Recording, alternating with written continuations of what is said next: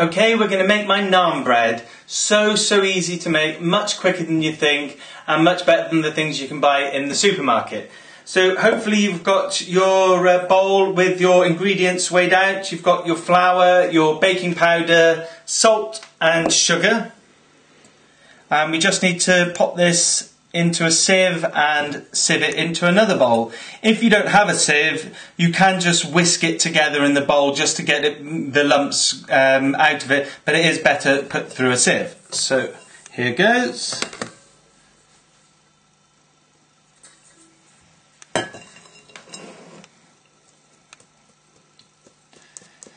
Try and get the flour into the bowl, not all over the work surface, even though we will need to put a bit of flour on the work surface, so don't worry if you do.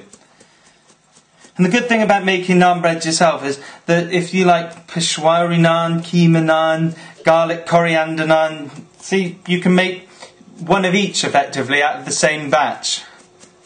Nice variety.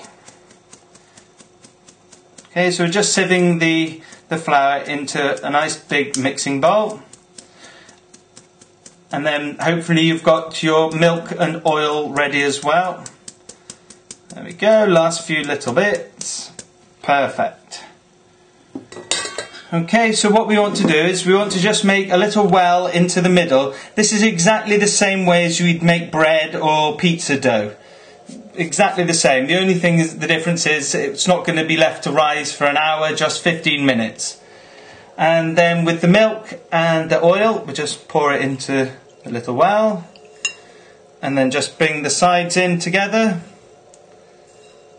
and then you just want to start mixing it together. Add a little bit more milk.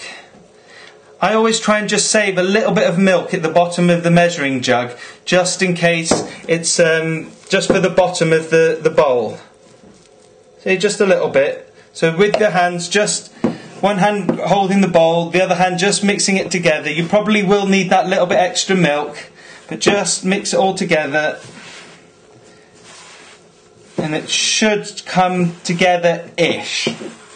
But don't worry, as long as it looks something like this, stick into your hands a little bit, but clumping together, that's perfect at this stage.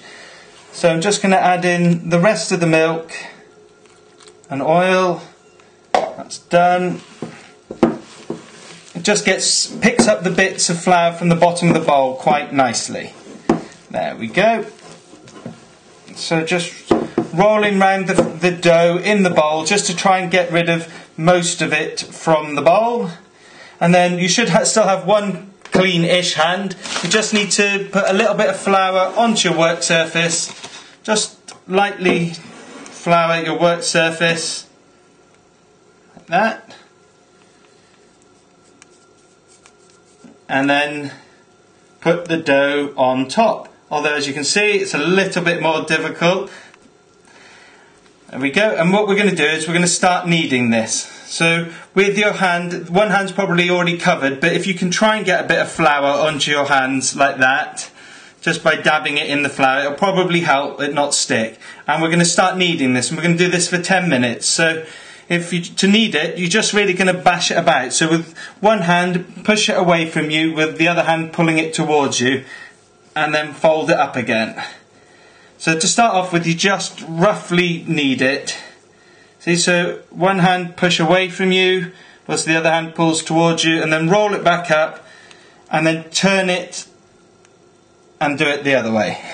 So roll it back up, turn it, do it the other way.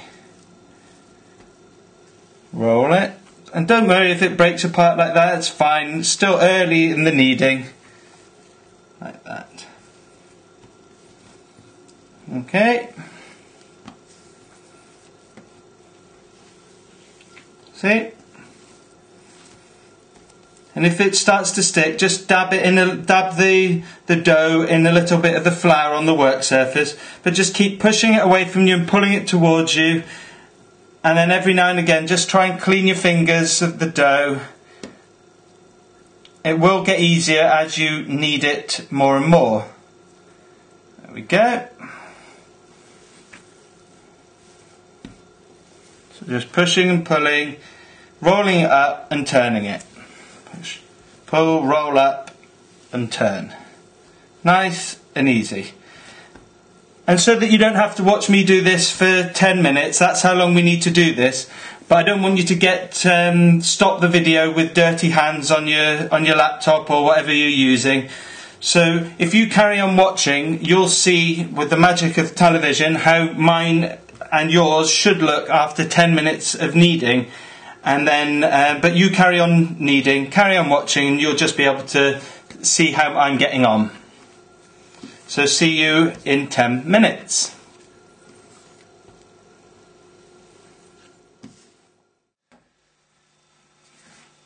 Okay, it's been 10 minutes and I've carried on kneading. You'll still be at the early stage of kneading, but as I said, the magic of television, you can see how this should look now. See, it's a lot stretchier and doesn't break apart and isn't sticking as much as what yours will be like at the moment.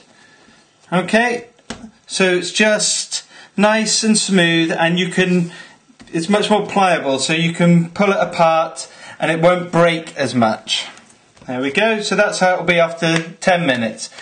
And then all you'll need to do once you've got it to this stage is pop it into a bowl that is the same bowl that I was using, that my beautiful assistant got ready for me. It's just been lightly oiled.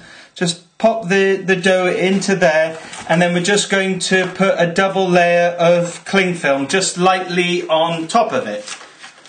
So hopefully this isn't too much information whilst you're still kneading. So just a little bit more cling film. There we go. Double this back.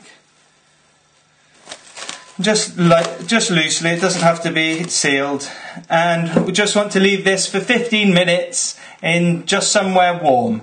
And then after 15 minutes, just make sure you've got your rolling pin out and your grill preheated to medium with your baking tray in there. But the instructions are on the next bit anyway. I'll stop talking and allow you to carry on kneading.